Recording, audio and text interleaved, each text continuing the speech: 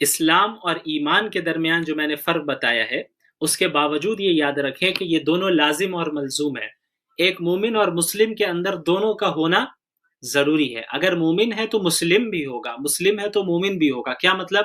کہ جب دل میں عقیدہ رکھتا ہے اللہ الایمان باللہ و ملائکتہ و کتبہ و رسلہ والیوم الآخر والقدر خیرہ و شرہ، ان تمام چیزوں پر ایمان رکھتا ہے تو نیک اعمال بھی کرنا اس کے لیے ضروری ہے۔ اگر وہ نیک اعمال نہیں کر رہا ہے تو یہ اس بات کی علامت ہے کہ اس کے دل میں ایمان رچا بسا نہیں۔ ایسا ہو نہیں سکتا کہ کسی کے دل میں ایمان راسخ ہو جائے، اس کے دل میں ایمان رچ بس جائے اور وہ ظاہری اعمال نہ کرے۔ ہمارے یہاں بڑا یہ ایک فیشن سا ہو گیا ہے کہ لوگ کہتے ہیں کہ بھئی مومن ہوں، دل سے مسلمان ہوں میں، اور اعمال نہیں ہو پا رہے ہیں تو اللہ ہدایت دے دے، دعا کیجئے اللہ ہدایت دے دے۔ یہ بات وہ اپنے کاروبار کے متعلق نہیں کہیں گے۔ آپ اس سے کہیں کہ ایسا کریں کہ اپنی دکان بند کر کے بیٹھ جائیں، اللہ تو رازق ہے، دعا کریں اللہ روزی دے دے، تو وہ کیا کہے گا؟ وہ یہ کہے گا کہ بھئی اللہ رازق تو ہے لیکن خود تو کوشش کرنی ہوگی نا، اس لیے میں دکان کھول رہا ہوں، میں تجارت کر رہا ہوں، اب اللہ سے دعا مانگ رہا ہوں اللہ اس میں برکت دے۔ تو ان سے کہیے کہ اسی طرح پہلے نماز پڑھیے پھر اللہ سے ہدایت مانگیے، خود کوشش کیجئے۔ اسلام ایمان یہ دونوں لازم اور ملزوم ہے، دونوں کا ہونا ضروری ہے۔ اب ہم نماز ہی نہیں پڑھ رہے ہیں اور ہم کہہ رہے ہیں کہ بڑے پکے مومن ہیں۔ اب نماز تو ایک فرسٹ اسٹیپ ہے، اسلام صرف نماز نہیں ہے، اسلام بہت وسیع دین ہے، پوری زندگی پر حاوی ہے یہ دین، ہر پہلو پر حاوی ہے زندگی کے۔ یہ اسلام میں جو نماز ہے یہ تو ابتدائی درجے کی چیز ہے، یعنی پہلا درجہ، سب سے فرسٹ اور یقیناً موسٹ امپورٹنٹ چیز اگر کہیں تو غلط نہیں ہے، لیکن یہ فرسٹ اینڈ بیسک چیز ہے، اس کے بغیر اسلام کا کوئی تصور نہیں ہے۔ اسی لیے کہ الصلاۃ عماد الدین، نماز جو ہے دین کا ستون ہے، اس کا پلر ہے۔ اب پلر کو ہٹا دیں عمارت گر جائے گی، نماز کو ہٹا دیں آپ کا دین ختم ہو جائے گا، کوئی فائدہ نہیں ہے۔ وہ صرف اچھی بولیاں میٹھی میٹھی باتیں کر لینے سے، اصل تو دل صاف ہونا چاہیے۔ اچھی باتیں کر لیں، غیر محرم سے بات کر رہے ہیں، کیا حرج ہے؟ میری نیت تو صاف ہے ماشاءاللہ۔ تو بے نمازی کے متعلق یہ یاد رکھیں کہ فقہا کے درمیان اختلاف ہے کہ وہ مومن ہے یا کافر ہے۔ فقہائے حنابلہ، امام احمد بن حنبل رحمۃ اللہ علیہ کے نزدیک وہ شخص جو جان بوجھ کر نماز چھوڑتا ہے وہ کافر ہے، اسے نہ ہی غسل دیا جائے گا، نہ ہی اس پر اس کی نماز جنازہ پڑھی جائے گی، اور نہ ہی اسے مسلمانوں کے قبرستان میں دفنایا جائے گا۔ ان کی دلیل کیا ہے؟ آپ صلی اللہ علیہ وسلم نے فرمایا من ترک الصلاۃ متعمدا فقد کفر، کہ جس نے جان بوجھ کر نماز ترک کی اس نے کفر کیا۔ تو امام احمد کہتے ہیں کہ جب اس نے کفر کیا لہٰذا وہ کافر ہو گیا، اور جب وہ کافر ہو گیا تو اس کی نماز جنازہ نہیں پڑھی جائے گی، وہ کافر ہو گیا تو اس کی تجہیز و تکفین نہیں کی جائے گی، وہ کافر ہو گیا تو اسے مسلمانوں کے ساتھ دفنایا نہیں جائے گا، وہ مومن نہیں ہے، اس کو کافر کی طرح ٹریٹ کیا جائے گا۔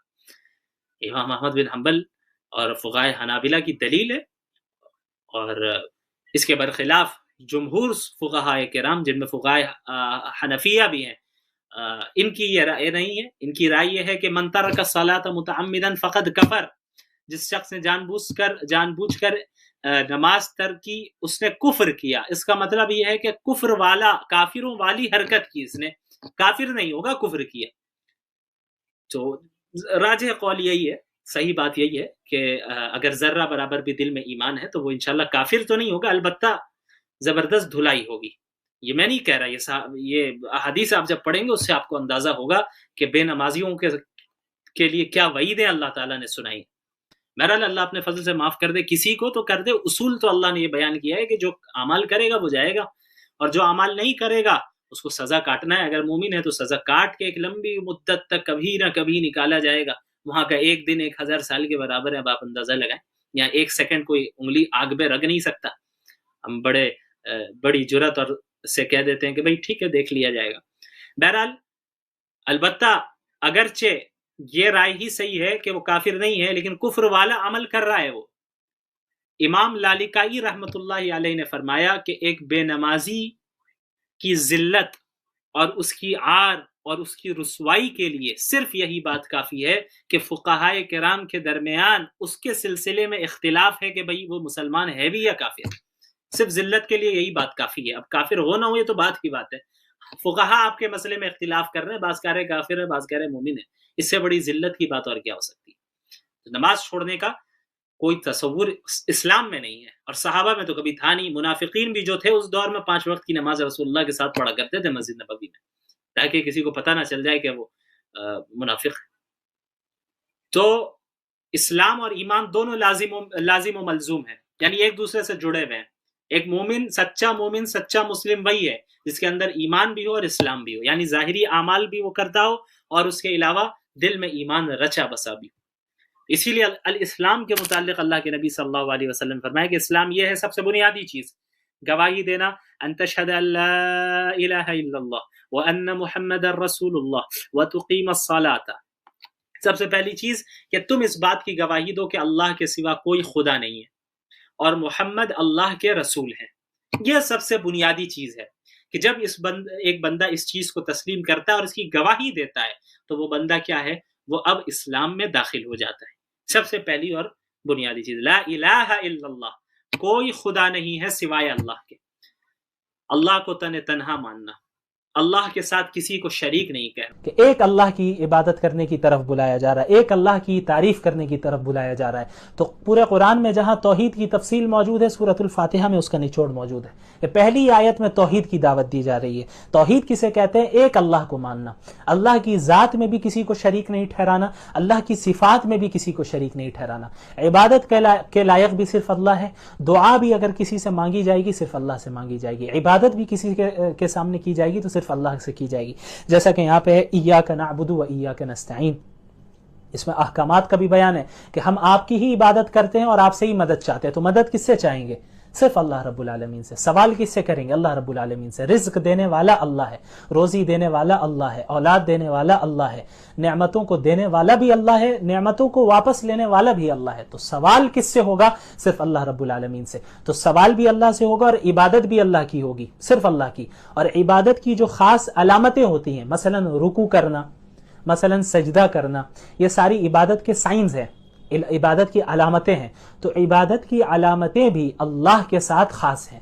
اگر کوئی آپ دیوار کے سامنے سجدہ کریں، یعنی دیوار کو سجدہ کرے، کسی درخت کو سجدہ کریں، درخت کے سامنے رکوع کریں، کسی انسان کے سامنے آپ رکوع کریں، سجدہ کریں، تو یہ بالکل جائز نہیں ہے، کیونکہ رکوع کرنا، سجدہ کرنا یہ ایک عبادت کی علامت ہے، اور عبادت کی تمام علامتیں اللہ کے ساتھ خاص ہیں۔ تو رکوع، سجدہ، نماز، روزہ، ذکر اور ساری چیزیں صرف اللہ کے لیے کی جائیں گی۔ وَإِيَّاكَ نَسْتَعِينُ، اور ہم مدد بھی آپ سے ہی مانگتے ہیں۔ سوال، مدد اللہ سے مانگی جائے گی۔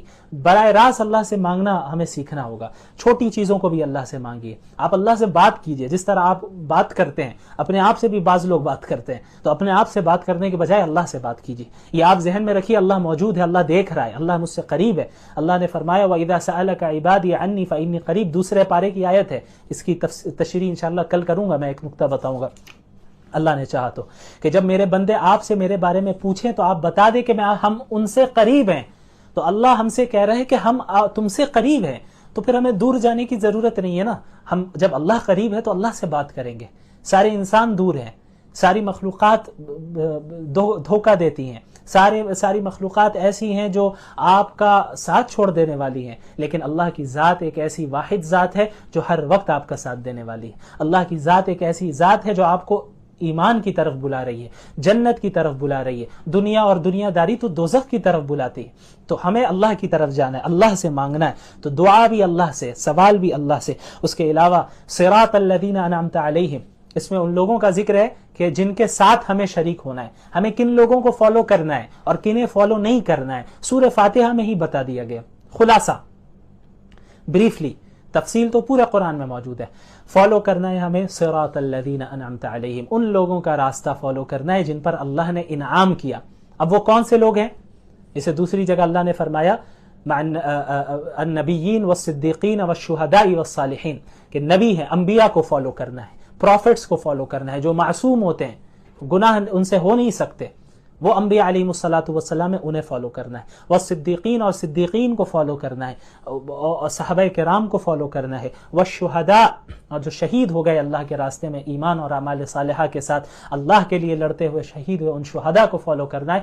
والصالحین، اور نیک لوگوں کو فالو کرنا ہے، اچھے لوگوں کو فالو کرنا ہے، سلف صالحین کو فالو کرنا ہے کہ ان حضرات وہ حضرات ہیں جو کتاب و سنت کے مطابق عمل کرتے ہیں، ہم انہی حضرات کے راستے کی طرف ہدایت کی دعا اللہ سے ہر نماز میں مانگتے ہیں، صراط الذین انعمت علیہم۔ اور کن لوگوں کے ساتھ نہیں ہونا ہے؟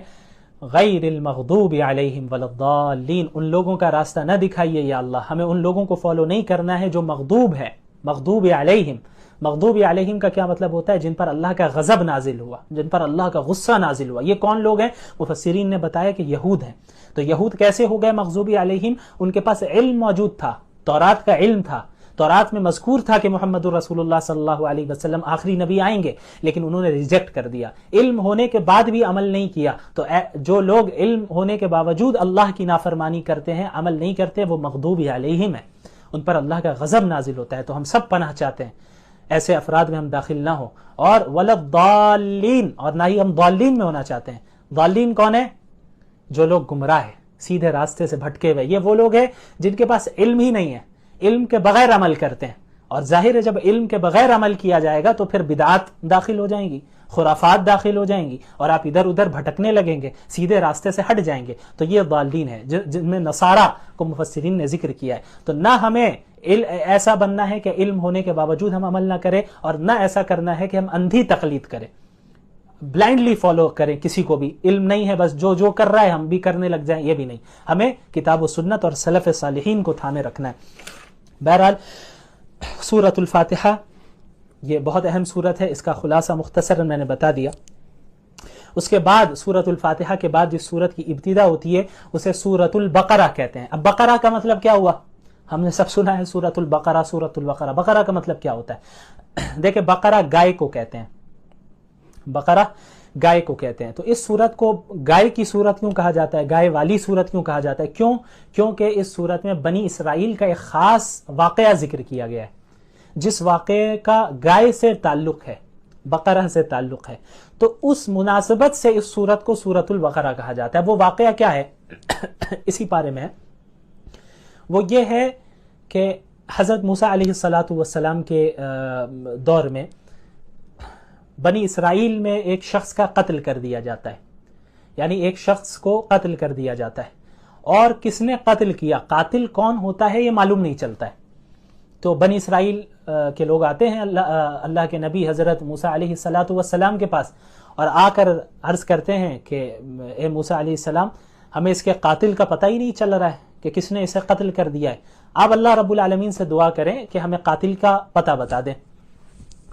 تو حضرت موسیٰ علیہ السلام دعا کرتے ہیں۔ دعا کرنے کے بعد اللہ رب العالمین کی طرف سے حکم ہوتا ہے کہ ان سے کہو کہ ایک گائے کو ذبح کریں، اور پھر ذبح کرنے کے بعد اسی گائے کے ایک حصے سے اس مقتول کو، یعنی جو مر چکا ہے، جس کا قتل کیا گیا ہے، اس کے باڈی میں ٹچ کریں۔ تو اس سے ہوگا یہ کہ وہ انسان دوبارہ زندہ ہوگا، اور یہ بتا دے گا کہ قاتل کون ہے، مجھے کس نے مارا، اور بتا کر پھر مر جائے گا۔ تو یہ ایک معجزہ تھا جسے حضرت موسیٰ علیہ السلام کے ذریعے صادر کروانا تھا اللہ رب العالمین کو۔ تو ایسا ہی ہوا، پھر پوری تفصیلات ہے، چونکہ یہ مجھے خلاصہ بیان کرنا ہے تو میں زیادہ ڈیٹیل میں نہیں جاؤں گا۔ بڑے آسانی سے ایسا نہیں ہوا انہوں نے ذبح کیا، جو بنی اسرائیل کی عادت ہے، وہ عادت کیا تھی میں ابھی بتاتا ہوں آپ کو۔ تو ہوا یہ کہ ذبح کیا ان لوگوں نے آخر میں، اور پھر اس گائے کے ایک حصے سے اس مقتول کو ٹچ کیا، اور وہ مقتول زندہ ہوا اور قاتل کا پتہ بتا دیا۔ تو یہ کرانے کا ایک یہ جو معجزہ تھا، اس کا ایک خاص مقصد بھی تھا اللہ رب العالمین کا۔ ایک مقصد تو بہت بڑا یہ تھا کہ بہت سے لوگ بنی اسرائیل میں ایسے تھے جو بعث بعد الموت کے قائل نہیں تھے، یعنی موت کے بعد ہم دوبارہ زندہ ہوں گے آخرت کے لیے، اس کا عقیدہ نہیں تھا ان کے یہاں۔ تو اللہ رب العالمین نے اس معجزے کے ذریعے انہیں دکھایا کہ دیکھو، جس طرح اس گائے کو تم نے ذبح کر دیا تھا، یہ گائے مر چکی تھی، لیکن اس کے بعد اللہ نے اسے دوبارہ زندہ کیا، تو اسی طرح تم کو بھی زندہ کر دینا یہ کوئی بڑی بات نہیں ہے اللہ رب العالمین کے لیے، اللہ بڑی آسانی سے ایسا کر سکتا ہے۔ اس کے علاوہ بنی اسرائیل چونکہ بہت ایسی قوم تھی جو اللہ کی نعمتوں کی ناشکری کیا کرتی تھی، ہر جگہ اللہ رب العالمین، اور اس پارے میں تقریباً پہلے پارے میں بنی اسرائیل کا ہی ذکر ہے، وہ ان کی سب سے بڑی خرابی یہ تھی کہ اللہ کی نعمتوں کی ناشکری کیا کرتے تھے۔ دعویٰ تو تھا کہ ہم موسیٰ کے ماننے والے ہیں، ٹھیک ہمارے طرح، ہم اور آپ جیسے آج ہے ویسے ہی تھے وہ، ہم دعویٰ کرتے ہیں کہ ہم محمد الرسول اللہ کے فالوورز ہیں، لیکن جب عمل کرنے کا ٹائم آتا ہے تو رسول اللہ کی مخالفت کرتے ہیں، رسول اللہ کی سنتوں کو ہی ترک کرتے ہیں۔ ہم جیسا کرتے ہیں ویسے ہی وہ کرتے تھے۔ وہ مانتے تھے، حضرت موسیٰ کو سامنے کہتے تھے ٹھیک ہے آپ کے ساتھ ہم چل رہے ہیں، فرعون کے پاس سے بچ کر بھاگ رہے ہیں یہ لوگ حضرت موسیٰ علیہ الصلوۃ والسلام کے پاس کے ساتھ، آگے سمندر ہے، پیچھے اس کا لشکر موجود ہے فرعون کا، تو اب حضرت موسیٰ کو کہہ رہے بھائی کیا ہوا خواہ آپ ہم کو لے کر آ گئے، اچھا تھا ہم غلامی ہی کر رہے تھے وہی صحیح تھا، اب آگے سمندر ہے ہم کیسے جائیں گے۔ تو جب اپنا مطلب انہیں نظر آتا تو حضرت موسیٰ کی اتباع کرتے، لیکن جہاں اب تھوڑی سی فراخی آ جاتی اور دیکھتے ہیں کہ بھئی اب تو مسئلہ نہیں ہے تو حضرت موسیٰ کی ہی نافرمانی کرنے لگ جاتے تھے۔ اللہ تعالیٰ نے ان پر کتنی نعمتیں کی، فرعون سے بچایا، سمندر کو پھاڑ کر بیچ سے راستہ نکالا، آسمان سے من اور سلوہ نازل کیا، طرح طرح کی چیزیں نعمتیں ان کو دی، لیکن بار بار گمراہی میں جاتے یہ اپنی مرضی سے جاتے۔ یہی ہوا کہ جب حضرت موسیٰ علیہ الصلوۃ والسلام حضرت فرعون کے پاس، حضرت فرعون نہیں وہ فرعون کے پاس سے جو ہے بچ کر نکل آئے، اللہ نے انہیں نجات دے دی، تو ہوا یہ کہ بنی اسرائیل ایک قوم کے پاس سے گزرنے کے بعد وہ قوم ایسی تھی جو ایک بتوں کی عبادت کرتی تھی، تو انہیں دیکھ کر مزہ آیا کہ ارے موسیٰ علیہ السلام یہ قوم تو جو ہے عبادت کر رہی ہے بتوں کی، تو آپ بھی ایک خدا بنا کے دیجئے نا، آپ بھی ایک بت ہمیں بنا کر دیجئے جس کی ہم عبادت کریں۔ تو حضرت موسیٰ بھی پریشانی آ رہی، کیسی جاہل قوم ہے کہ جن کو ہم نے اللہ کے پاس سے بچایا، اللہ رب العالمین کے فضل سے اللہ رب العالمین نے انہیں بچایا، ظلم سے بچایا، فرعون کے ظلم سے بچایا، نجات دے دی توحید کی دعوت کی بنیاد پہ، توحید کے قائل ہونے کی بنیاد پہ، اور اس نے جو ہے بتوں کو دیکھ لیا اور پھر کہہ رہی ہے کہ یہ قوم کے اب بت ہمیں بھی بنا کر دے دیں۔ تو حضرت یہ آیت ہے اجعل لنا الہا کما لہم آلہہ۔ بہرحال تو ہوا یہ کہ حضرت موسیٰ علیہ الصلوۃ والسلام کو اللہ رب العالمین نے تورات دینے کے لیے کوہ طور پر بلایا تھا 40 راتوں کے لیے، اس کی تفصیل گزرے گی جب میں انشاءاللہ بتاؤں گا۔ تو ان دنوں میں ہوا یہ کہ یہ جو قوم تھی بنی اسرائیل، حضرت موسیٰ چونکہ موجود نہیں تھے وہاں پہ، تو انہوں نے کیا کیا کہ انہوں نے ایک بچڑا بنا لیا، یعنی ایک بچڑے کو معبود بنا لیا اپنا، ایک پتلا تھا بچڑے کا، اس کی عبادت کرنے لگ گئے۔ تو ان کے اندر گائے کی عظمت، تقدس کہیں نہ کہیں ان کے دل میں چھپی ہوئی تھی، تو اللہ رب العالمین نے مقتول کو کے قاتل کو پتہ لگوانے کے لیے گائے کو ذبح کرنے کا حکم جو دیا، اس میں جہاں بہت ساری حکمتیں تھیں، ان میں ایک یہ بھی حکمت تھی کہ جس کی عظمت، تقدس جس کا ان کے اندر بیٹھ چکا ہے، جنہیں وہ خدا سے ملاتے ہیں، تو انہیں احساس ہو کہ جب وہ ذبح کر رہے ہیں تو یہ خدا، یہ چیز خدا یا یہ جانور خدا نہیں ہو سکتا، اللہ رب العالمین ہی ایک واحد ذات ہے، واحد خدا ہے۔ اور بھی کئی حکمتیں علماء نے بیان کی۔ تو اسی مناسبت سے اس سورت کو کیا کہا جاتا ہے؟ سورۃ البقرہ۔ اچھا، ابتدا ہوتی ہے سورت کی الف لام میم سے۔ الف لام میم حروف مقطعات میں سے ہے۔ حروف مقطعات کسے کہتے ہیں؟ آپ نے قرآن کی بہت سی سورتوں میں دیکھا ہوگا، الف لام میم، الف لام را، ہا میم، نون، قاف، کاف، ہا یا عین صاد، یہ سارے آپ نے پڑھے ہوں گے حروف کو۔ تو ان حروف کو حروف مقطعات کہتے ہیں۔ مقطعات کا مطلب کیا ہوتا ہے؟ جو الگ الگ ہو، الگ الگ۔ تو الف لام میم یہ الگ الگ حرف ہیں، کاف، ہا یا عین صاد الگ الگ حرف ہیں، اس وجہ سے انہیں حروف مقطعات کہتے ہیں۔ اچھا، اس کی میننگ کیا ہے؟ یہ اس کا جو صحیح علم ہے وہ صرف اللہ رب العالمین کے پاس ہے، صرف اللہ رب العالمین کے پاس ہے۔ لیکن اس کو اللہ نے ذکر کیا کیوں؟ اس کے پیچھے بہت سی حکمتیں علماء کرام نے بیان کی ہے، جن میں سے ایک بہت بڑی حکمت یہ بھی ہے، میننگ نہیں، حکمت، میننگ تو اللہ کو معلوم ہے، حکمت ایک بہت بڑی یہ بھی ہے کہ چونکہ قرآن نے چیلنج دیا کفار کو کہ اگر آپ اللہ کے نبی کو سچا نبی نہیں مان رہے اور آپ اس کلام کو کلام اللہ نہیں مان رہے تو آپ اس جیسی کتاب لا کر دکھائیے۔ جب آپ اس کتاب کا انکار کر رہے ہیں اور کہہ رہے ہیں کہ یہ محمد کا اپنا کلام ہے، علیہ باللہ، محمد رسول اللہ صلی اللہ علیہ وسلم کا اپنا کلام ہے، آپ کا یہ دعویٰ ہے، تو آپ اس جیسا کلام لا کر دکھائیے، ایک سورت اس جیسا لا کر دکھائیے آپ۔ تو الف لام میم، کاف، ہا یا عین صاد، ان حروف مقطعات کے ذریعے ایک حکمت اس کے پیچھے یہ بھی ہے کہ اللہ رب العالمین نے یہ بھی پیغام دیا کہ دیکھو یہ وہی حروف ہیں، الف سے لے کے یا تک وہی حروف ہیں، الف لام میم، کاف، ہا یا عین صاد، یہ الفابیٹس میں سے ہی ہے، عربک الفابیٹس میں سے ہی ہے، یہ وہی حروف ہیں جن کو استعمال کر کے تم بھی بات کرتے ہو، جن کو استعمال کر کے تم بھی اپنا کلام بناتے ہو۔ تو قرآن کریم بھی انہی حروف میں، کوئی الگ سے حروف استعمال نہیں کیے گئے، یہی الف سے لے کے یا تک کو استعمال کیا گیا۔ انہی حروف کا استعمال کرنے کے باوجود قرآن کریم فصاحت اور بلاغت میں اور اپنے کلام کے اعتبار سے، اپنے معنی کے اعتبار سے اتنے بلند مقام پر ہے کہ اس جیسا کلام کوئی پیش نہیں کر سکتا. تو تم بھی تو انہی حروف کو استعمال کرتے ہو نا. اگر تم کہتے ہو کہ یہ قرآن اللہ کا کلام نہیں ہے تو اس جیسی صورت استعمال کر کے بنا کر لاؤ انہی حروف کو استعمال کر کے. تو یہ بھی ایک بہت بڑی حکمت ہے ان حروف مقطعات کی. بہرحال سورۃ البقرہ کی ابتدا ہوتی ہے تو شروع میں انسانوں کی 3 قسمیں بیان کی گئی. پہلی قسم انسانوں کی ہے مومنین کی. 3 گروہ ہے، 3 گروپس ہے، ان کا ذکر ہے. پہلا گروہ ہے مومنین کا، پہلا گروہ ہے مومنین کا، اور دوسرا گروہ ہے کافرین کا، اور تیسرا گروہ ہے منافقین کا. تو پہلے مومنین کا ذکر ہوتا ہے، پھر کفار کا ذکر ہوتا ہے، پھر منافقین کا. مومنین کی خاص صفات کو گنایا اللہ نے. الذین یؤمنون بالغیب، مومنین وہ ہیں، متقین وہ ہیں جو غیب پر ایمان لاتے ہیں. غیب پر ایمان لانے کا کیا مطلب؟ غیب کسے کہتے ہیں؟ غیب ہر اس چیز کو کہتے ہیں جو آپ اپنے سینس آرگنز کے ذریعے اور اپنی عقل، محض عقل کے ذریعے اس چیز کا نالج حاصل نہیں کر سکتے. مثلا آخرت، مثلا جنت، مثلا جہنم، یہ ساری ایسی چیزیں ہیں، یا زندگی کے بعد، موت کے بعد دوبارہ زندگی، یہ ساری ایسی چیزیں ہیں جو غیب ہیں، غیب کی چیز ہے، جنہیں ہم اپنے سینس آرگنز کے ذریعے تو نہیں چھو سکتے، دیکھ سکتے کہ بھئی یہاں جنت دکھ رہی ہو مجھے. تو اللہ رب العالمین نے محمد رسول اللہ صلی اللہ علیہ وسلم کے ذریعے انسانیت کو غیب کی چیزوں کے متعلق جو بھی خبریں دی ہیں ان پر ایمان لانا، بغیر دیکھے ایمان لانا، یہ ایمان کی شرط ہے. مومنین وہ ہے کہ اللہ کے نبی نے کہا ہے بس ہم ایمان لاتے ہیں. رسول اللہ کی صحیح قول، صحیح حدیث موجود ہے، آپ نے غیب کے متعلق یہ خبر دی ہے، تو اب میری عقل بظاہر مجھے لگ رہا ہو کہ میری عقل کو سمجھ میں نہیں آ رہا ہے، یہ بات سمجھ میں نہیں آ رہا ہے، یہ بات سمجھ میں آ نہیں رہی ہے عقل کو، میری عقل کو. تو ہمیں یہ نہیں کرنا ہے کہ بھائی اللہ کے نبی صلی اللہ علیہ وسلم نے کہا ہے تو پتہ نہیں صحیح بھی کہا ہے نہیں بھی کہا ہے. تو یہ ایمان ہی کیسا؟ یعنی ایمان تو یہ تھا کہ آپ نے محمد رسول اللہ صلی اللہ علیہ وسلم کو سچا نبی تسلیم کیا ہے. تو رسول اللہ صلی اللہ علیہ وسلم کو جب سچا نبی آپ نے تسلیم کر لیا ہے تو ہر چیز پر ایمان لانا ہے. اس کے علاوہ نماز قائم کرتے ہیں، نماز قائم کرتے ہیں، نماز ادا کرنے نہیں کہا بلکہ کہا نماز قائم کرتے ہیں وہ مومنین. قائم کرنے کا مطلب کیا ہوتا ہے کہ نماز کو تمام آداب، فرائض، واجبات، سنن و مستحبات، خشوع خضوع، تمام چیزوں کا لحاظ رکھ کر جب نماز ادا کی جائے تو اس کو اقامت الصلاۃ کہتے ہیں. تو یہ مومنین وہ ہیں جو نماز کو قائم کرتے ہیں.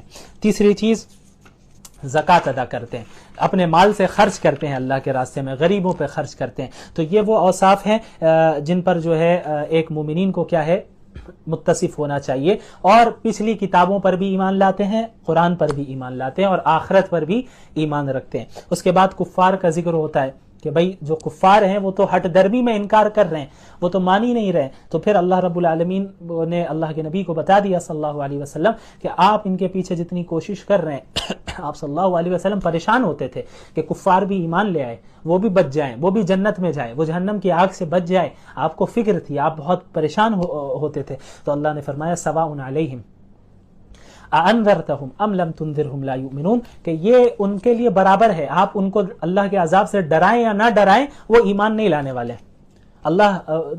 وہ ایمان نہیں لانے والے ہیں. تو ان کے بد اعمالیوں کے نتیجے میں، ان کے غلط عقائد اور غلط کردار اور غلط حرکتوں کے نتیجے میں ان کو دنیاوی سزا ہی یہ ملی ہے کہ ان کے دلوں پر، ان کے کانوں پر مہر لگ چکی ہے اور آنکھوں پر پردہ پڑ چکا ہے. تو حق کو وہ قبول نہیں کر سکتے. اپنی آنکھوں سے دکھ تو رہا ہے، حق بات سن تو رہے ہیں،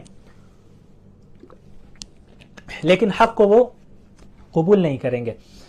تو یہ کفار کا ہے. تو ان کے لیے اللہ نے عذاب کا وعدہ کیا ہے. اس کے بعد پھر منافقین کا ذکر ہوتا ہے اور کثرت سے ان کے برے اوصاف کو، ان کی صفات کو بیان کیا جاتا ہے. منافق کسے کہتے ہیں؟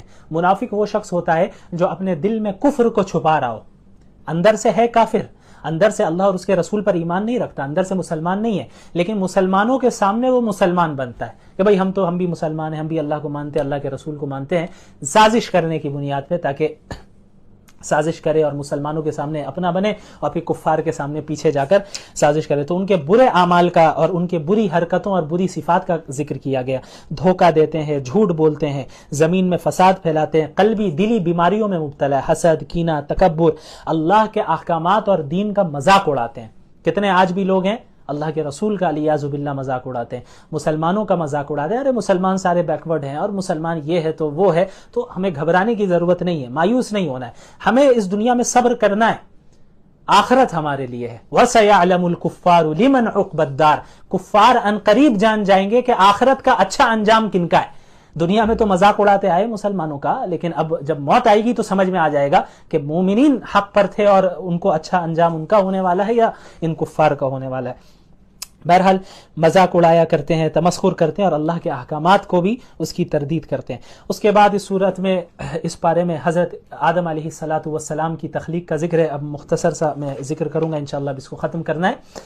حضرت آدم کی تخلیق کا بھی ذکر ہے کہ حضرت آدم کو اللہ رب العالمین نے بنایا اس زمین میں خلافت کے لیے، اپنا خلیفہ بنایا. وَإِذْ قَالَ رَبُّكَ لِلْمَلَائِكَةِ إِنِّي جَاعِلٌ فِي الْأَرْضِ خلیفہ. خلیفہ کا کام کیا ہے کہ اس دنیا میں اللہ رب العالمین کے احکامات کو وہ نافذ کرے، اللہ رب العالمین کے احکامات کے مطابق لوگوں کو بتائے کہ اللہ کے احکامات کیا ہیں، ان پر عمل کرے اور اسے زمین میں نافذ کرے. تو حضرت آدم کو اللہ تعالیٰ نے پیدا کیا.